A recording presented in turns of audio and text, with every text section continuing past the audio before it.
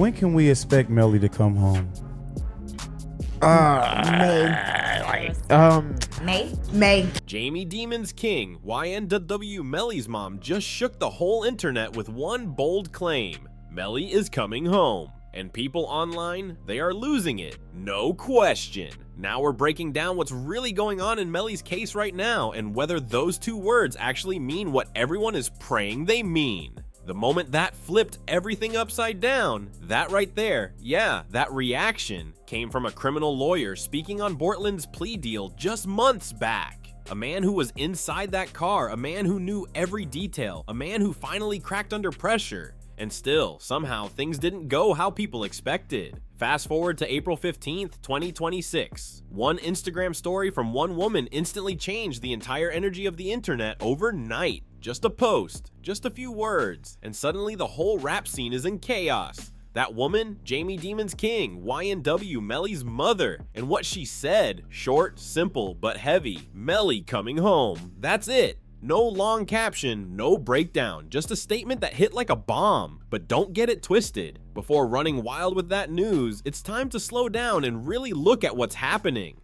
Because the road to this moment, it's anything but simple. This isn't just a random update. This is built on years of tension, silence, and serious questions. We're talking about 7 long years. 7 years of waiting, of stress, of a young man sitting in a Broward County jail cell with no conviction, no guilty verdict, no final sentence. With this, Melly's goose is kind of cooked. Just stuck in limbo while the world watches. And to really understand why those two words hit so hard, you've got to see the full picture behind all this pressure. So yeah, those two words hit different. To really get it, you've got to understand everything that came before them.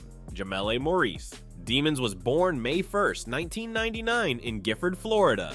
His life didn't start easy at all. He was raised by a single mom who was only 14 when she had him. Think about that for a second. A kid raising a kid, struggling in one of the tougher areas in Florida. His father wasn't around, and the family kept moving place to place. Stability? That wasn't part of the picture. By the time Jamel started figuring out how the world worked, the streets were already shaping his mindset. He got involved with the Bloods at a young age, and things escalated fast. His first arrest came around 15 or 16 years old after he was accused of shooting at 3 students near Vero Beach High School, leading to serious charges like aggravated battery, firing a weapon in public, and aggravated assault. He ended up serving about a year in juvenile detention, and just when it seemed like he might reset, a probation violation in 2017 sent him right back. But here's where things take a wild turn. While locked up, while most teens would just be trying to get through each day, Jamele Demons was recording music. He dropped an EP called Collect Call in late 2017, literally from behind bars. And I was playing music, getting off the exit. I was already getting sleepy, almost home, you know what I'm saying? And like, just out of nowhere, like, I just heard gunshots, you know what I'm saying? So, and I ducked down. That's when the shift started. He was already becoming YNW Melly.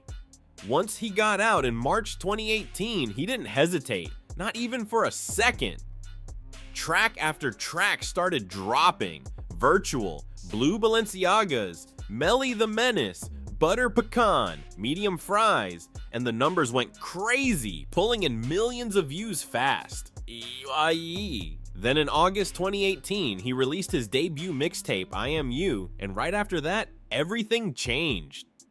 Murder on My Mind changed everything. The track climbed all the way to number 14 on the Billboard Hot 100, went 8 times platinum, and opened major doors for him. It led to his deal with 300 Entertainment and pushed him into the spotlight as one of the fastest rising names in rap. His sound stood out, melodic, emotional, but still raw and connected to the streets in a way people couldn't ignore. By early 2019, the numbers were going crazy. Over 200 million streams on Spotify, more than 10 million monthly listeners. He was right there with names like Juice WRLD and Kodak Black as one of the hottest new artists in the game.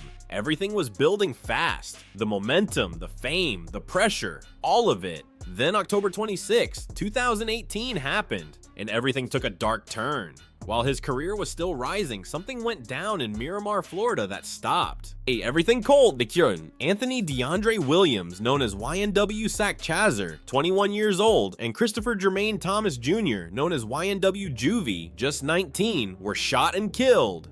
They weren't strangers, they were part of the YNW circle, close friends, people he moved with every day. That night, 4 people were inside the vehicle: Melly, Bortland driving, Sakchazer in the front passenger seat, and Juvie in the back. What followed was brutal. Sakchazer was hit multiple times in the head, torso, and legs, while Juvie was shot several times in the head and torso. 8 shots total from a .40 caliber handgun. Bortland drove them to Memorial Hospital in Miramar and told police it was a drive-by shooting by another car. But investigators quickly started questioning that story. What was first told as a random attack began falling apart almost immediately under scrutiny. Here's what came out from that night, and it raised serious questions fast. That audio? That was Bortland speaking directly to homicide detectives just hours after everything happened, explaining his version of events and what he claimed went down. He stuck to the story that it was a drive-by, painting a picture of chaos coming from another vehicle. But investigators were not convinced at all. They locked down the entire area and searched it carefully, step by step, shoulder to shoulder.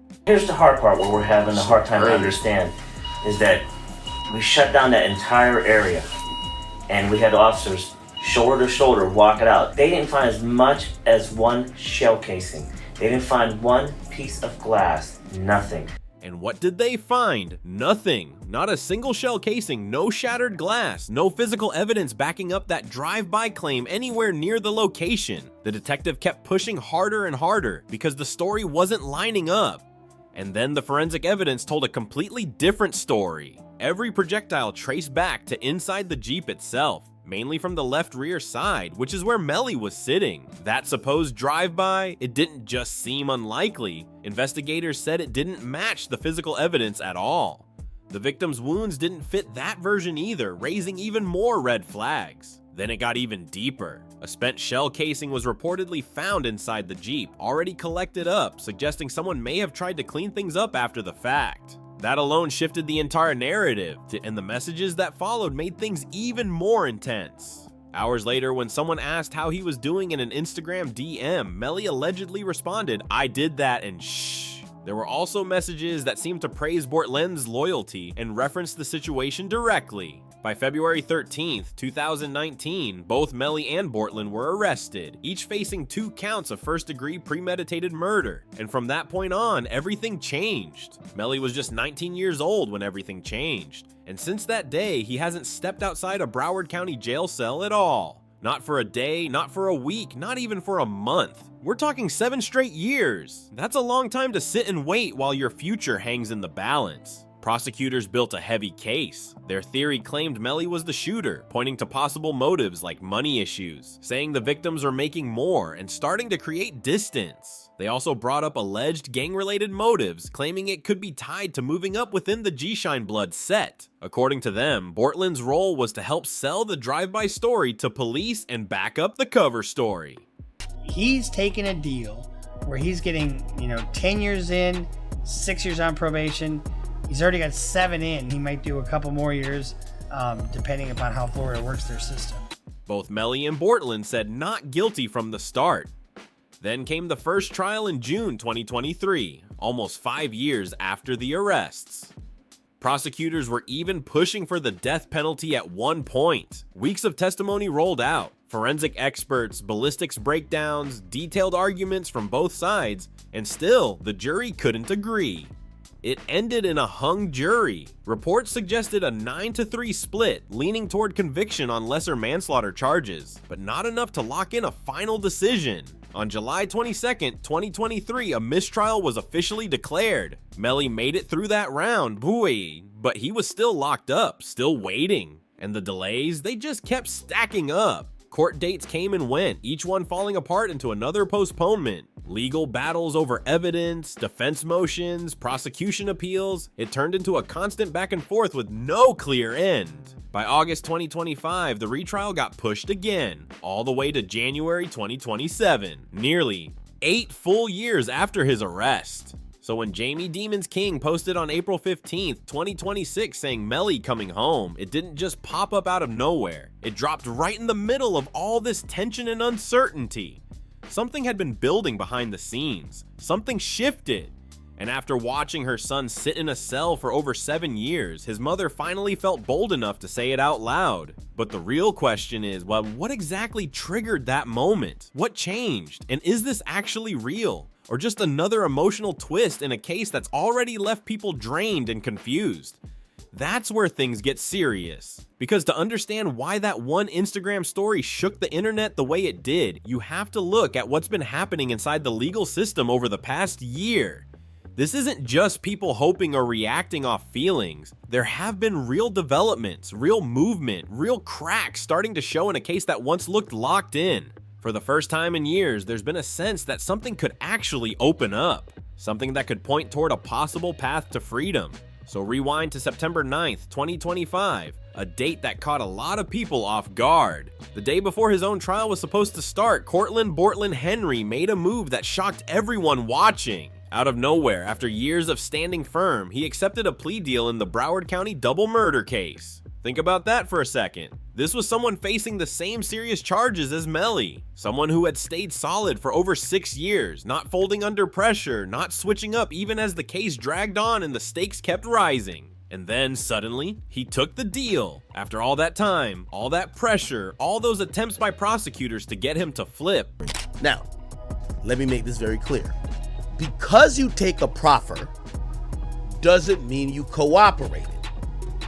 But if you cooperated, you have to take a proffer. Something changed, and that move sent shockwaves through the entire case because it hinted that things behind the scenes were no longer the same. And then, right before his trial was set to start, he folded. After years of holding the line, Bortland made a move nobody expected. So what exactly did that deal look like? He pleaded no contest to 2 counts of accessory after the fact to first-degree murder, along with 2 additional charges tied to a 2023 witness tampering investigation. In return, the state completely dropped the murder charges against him. That's a massive shift in a case this serious. The sentence? 10 years in prison followed by 6 years of probation. But here's where it gets interesting. He was given credit for the more than 2,400 days he had already served. That brought his remaining time down to roughly 3.5 years, with a projected release date of January 6th, 2032. But this wasn't just about time served. There was something deeper in that deal that had legal experts paying very close attention.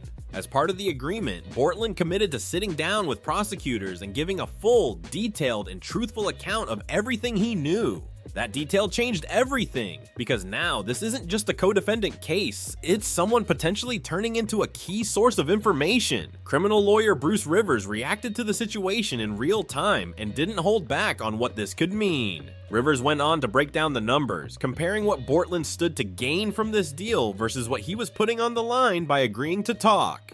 That was Bortland's personal calculation, but what did it mean for Melly? That's where things got real serious, real fast. Bruce Rivers didn't hesitate to speak on it, and legal analysts spent over an hour breaking it all down live, calling it what they described as a gonna plea.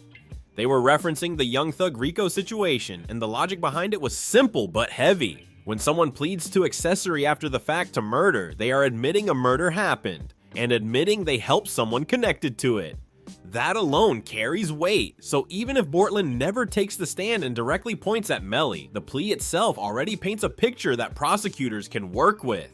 Now here's where it got even more intense. The judge made things crystal clear during the hearing. This wasn't just a quick deal, it came with conditions. The agreement required a proffer, meaning Bortland had to sit down and give a full account of what he knew.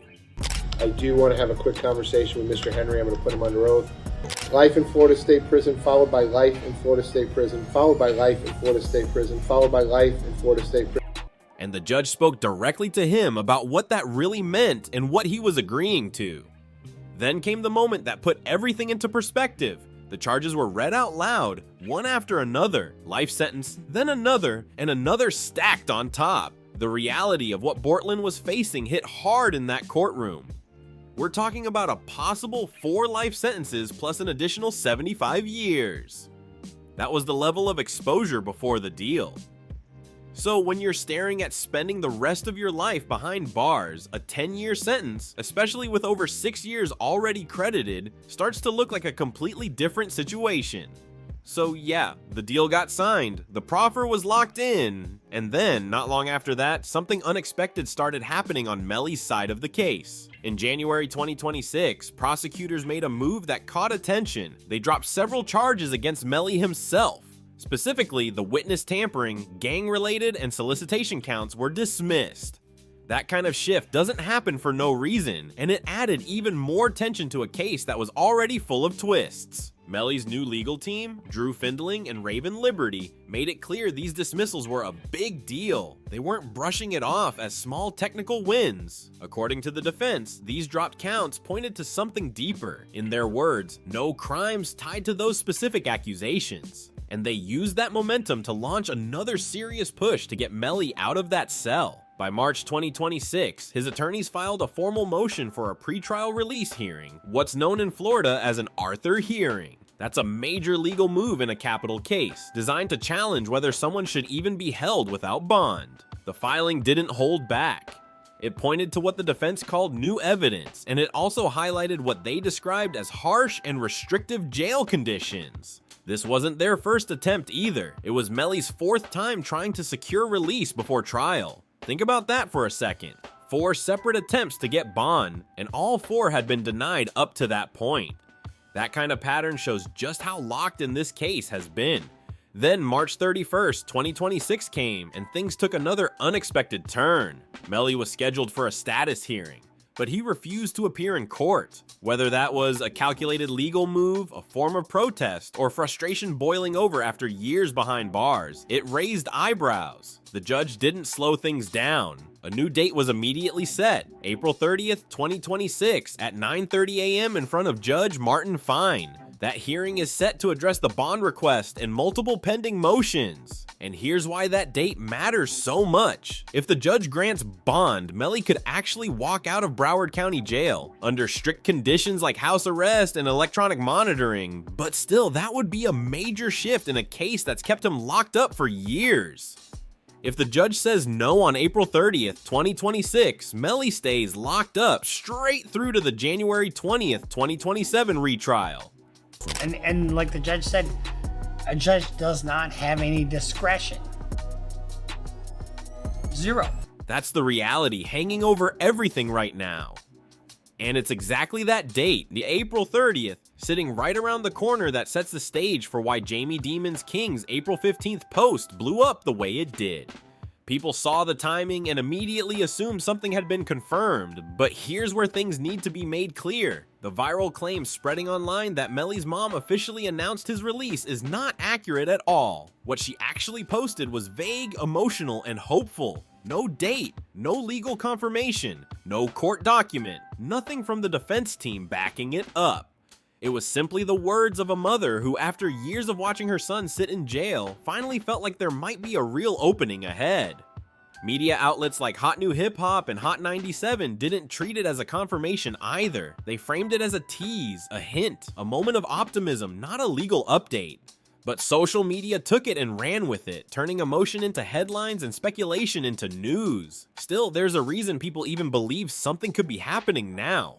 Because unlike earlier years, the conditions around this case have genuinely shifted in a noticeable way. The charges dismissed in January didn't just disappear quietly, they weakened parts of the prosecution structure. The addition of a high-profile defense attorney like Drew Findling signaled a serious strategic reset in how Melly's case is being handled. And then there's April 30th itself. That hearing isn't random. It's the first major formal moment since the mistrial where a judge will directly weigh whether continued pretrial detention still makes sense given everything that's changed. So while the internet turned a hopeful post into a supposed announcement, the real story is more grounded. There are actual legal pressure points building, and for the first time in years, the system is being forced to re-examine whether this case stays locked in the same direction or starts to shift. In October 2025, a major appellate decision landed in Melly's case. The 4th District Court of Appeal upheld the exclusion of certain alleged premeditated murder text messages,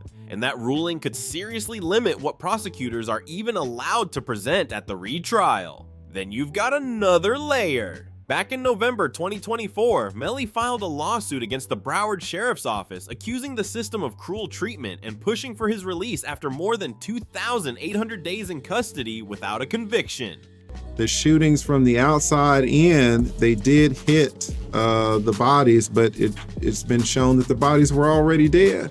You know, one of the bodies has stippling on the face, right? And stippling is what you get. It's basically just gunpowder that burns the skin. That number alone hits hard. Years passing without a final verdict. The math here is brutal. The momentum, though, is very real. And after watching every delay, every motion, every denied bond attempt stack up for years, his mother finally felt like she could speak on it publicly. But now the real question isn't just legal, it's cultural too. What are people actually saying about this case after following it since 2019? What do fans, critics, and observers think is really going to happen next? And more importantly, what has Bortland's cooperation actually done to Melly's position in court and beyond? Here's the uncomfortable truth about where things stand right now. Melly is in two places at once, legally speaking. On one hand, this is arguably the strongest position he's been in since his 2019 arrest, with charges trimmed and legal pressure points forming. On the other hand, he is still absolutely facing the possibility of spending the rest of his life in a Florida state prison. Both realities exist at the same time, and that tension is exactly what makes this case so intense. To understand how that can even happen, you have to look deeper than headlines. You have to go into the forensics, because that's still the backbone of the prosecution's argument. And what comes next depends heavily on how that evidence holds up under pressure at retrial. Melly's new defense team has to go up against some of the most damaging claims in the entire case, and the forensic record is not simple at all. All 8 shots fired that night are alleged to have come from inside the vehicle. Trajectory analysis placed the shooter in Melly's seat specifically, which is a major point prosecutors lean on hard. On top of that, a spent shell casing was reportedly found inside the Jeep, already bagged as evidence, something investigators argue points away from any outside attacker. Then there's the most intense detail. One of the victims had stippling, those gunpowder burns on the skin that only happen when a firearm is discharged at extremely close range. In a true drive-by scenario, that kind of distance just doesn't line up physically at all. Even a defense attorney from the first trial didn't sugarcoat how complicated the evidence is. The argument wasn't framed around proving innocence outright. It was about pushing reasonable doubt, showing the state hadn't fully met its burden. Said if they subpoena him, he can no longer take the Fifth Amendment on these issues. Just ask, did Mr. Demons, that's Melly, ever leave that car? Was he sitting behind you at the time of the shootings? And that strategy came very close to working. The jury split, with 3 jurors holding firm, and a mistrial was ultimately declared. But that was before Bortland made his move. Because once Bortland agreed to cooperate, everything shifted in a different direction. As the driver present during the alleged incident, his role becomes extremely important. His proffer, expected to include a sworn account of what happened inside that vehicle, could line up with forensic findings or challenge them directly. That includes key details like positioning inside the car, the timing, and who was where at critical moments. In a case built heavily on reconstruction, that kind of testimony can reshape how the entire story is interpreted in court. Relative to the victims at the exact moment the shots were fired, and with his case now legally resolved, Bortland is no longer protected the same way he used to be.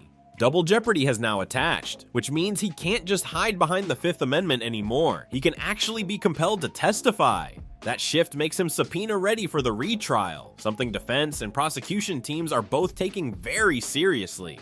Attorney John Phillips, who represents one of the victims' families, broke down exactly what that means in plain terms. The implication here is huge. Before the plea deal, Bortland had the option to sit on the stand and refuse to answer questions, shielding himself with the Fifth Amendment and effectively creating a wall of silence around Melly. That wall, it's no longer in place.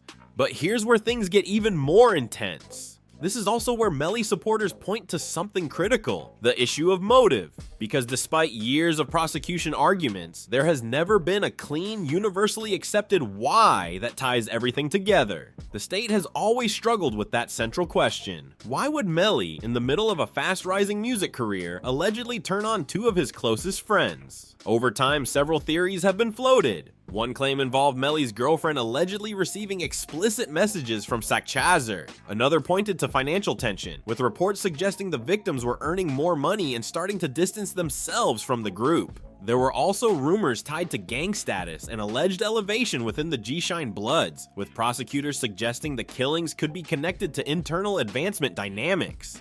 But none of these theories have ever been conclusively proven in court. And in the first trial, that missing clarity, that unanswered why, played a major role in why 3 jurors refused to convict, ultimately leading to a mistrial. The prosecutor's case should look very strong. It should look extremely strong, like you were saying, because we haven't heard the other side. The lead defense attorney from the first trial was careful, almost deliberate, when breaking down both the strengths and the limits of the state's case. That balance matters, because it shows the prosecution isn't walking into this with a perfect win either. But here's the key qualifier. The defense hasn't fully revealed its hand yet. Drew Findling, now leading Melly's legal team, is not the kind of attorney who shows up unprepared or reactive. This is the same lawyer who previously represented NBA YoungBoy in a major federal case. His approach is strategic, layered, and constantly evolving. That means counter-arguments are still being built. New angles are still forming, and with the October 2025 appellate ruling upholding the exclusion of certain alleged premeditated text messages, the defense may have gained a real advantage heading into the January 2027 retrial. Now shift away from the courtroom for a second. What does the rap world actually think is going to happen? The answer is messy and deeply divided. Since 2019, a large part of the hip-hop community has shown strong support for Melly, fueled by his breakout success, his young age, his Florida ties, and ongoing concerns about possible prosecutorial overreach. The hashtag Free Melly didn't just trend, it became a sustained movement with emotional weight behind it rather than just online noise. Artists and public figures also weighed in.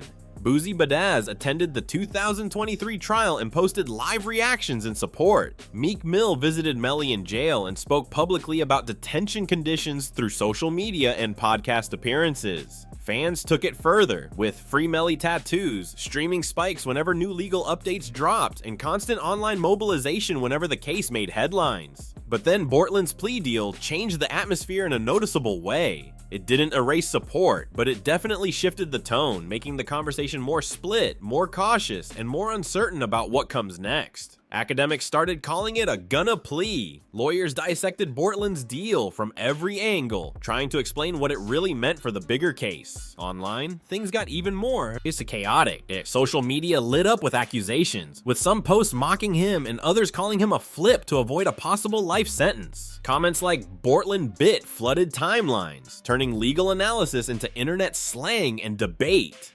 And while the core hashtag Free Melly supporters stayed locked in and unwavering, the wider public reaction started to shift in a noticeable way. Because for many neutral observers, the logic became more straightforward. Evidence is evidence. Forensics are forensics. But here it is, YNW, they think, man, he should be let go. Free Dirk, free Queso. These are killers. But I'm wrong for saying Gilly, son.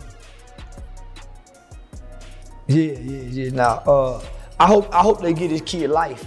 I hope he never gets out of prison. And when the person who was physically inside the vehicle with you agrees to a deal that requires a full, detailed account of what happened, that changes the entire dynamic of the case compared to the mistrial period. Even outspoken commentator Charleston White, who has never been quiet about this case, went on record with a harsh take that echoed what a portion of the public was already thinking. That split reaction matters, because it shows two very different realities existing at the same time. Intense loyalty on one side and intense condemnation on the other. And that divide is exactly why this case has never just been about courtroom arguments alone.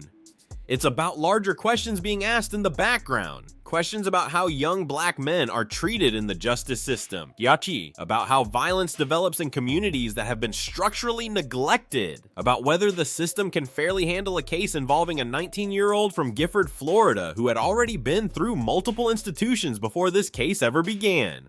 And even before the legal twists, fans and observers were already pointing to one constant issue: how long Melly has been held without a final conviction, and what that says about the pace and pressure of the system itself. Posts like "Melly been locked almost a decade with no conviction, that's messed up" started going viral online. The conversation spread fast, with some people even comparing his situation to something harsher than death row conditions. That comparison added even more heat to an already explosive debate. Meek Mill, who has first-hand experience with harsh pretrial and probation-related incarceration, has been one of the most vocal figures speaking out about what he sees as the injustice of holding someone this long without a final resolution. So where does everything actually stand right now? As of April 16th, 2026, YNW Melly remains in custody at Broward County Jail. He has been held pre-trial since February 2019. That's over 7 years on double murder charges without a conviction. No release has happened yet. But there is a major date approaching. Jury. On April 30th, 2026 at 9:30 in the morning, before Judge Martin S. Fine, arguments will be heard on whether Melly should be granted bond while he awaits his January 2027 retrial. His legal team is expected to push hard, pointing to what they describe as new evidence, dismissed charges, and jail conditions they argue are so severe they cross into what they call dehumanizing treatment. On the other side, the state is preparing a strong opposition. Their argument centers on the seriousness of the charges, double first-degree murder in a capital case, and forensic claims they say connect him directly to the crime scene. They will argue that releasing him under any conditions carries too much risk given the nature of the allegations. And somewhere in Broward County, his mother already believes she knows what the outcome is going to be. But the truth is, nothing is locked in yet. What happens on April 30th is not guaranteed. What happens in January 2027 is even less certain. But the direction this entire case has been moving in, dropped charges, a high-profile new defense team, major appellate rulings, and yes, the impact of Bortland's cooperation. All of it has created a situation where the next 12 months could decide everything. We're talking about a young man who has now spent more than a quarter of his life behind bars, waiting for a final answer in a case that refuses to settle. On the music side, the numbers are still massive. His total career streams now exceed 10.7 billion. Murder on My Mind is closing in on 1 billion streams alone. By every streaming metric, he remains one of the most listened to incarcerated artists in music history. But the real question isn't about stats, it's about the future. Whether he ever gets to create music again as a free man, whether anything he built before February 2019 can truly be rebuilt, all of it now depends on what happens in a Broward County courtroom when a judge makes that call. It started with a mother posting 2 words on Instagram. The internet turned it into a storm. And now everything is sitting on a knife's edge waiting for the next decision. If you watch this all the way through, make sure to like the video, subscribe for more updates, share this with someone who's following the case, and drop a comment with your thoughts on what you think is going to happen next.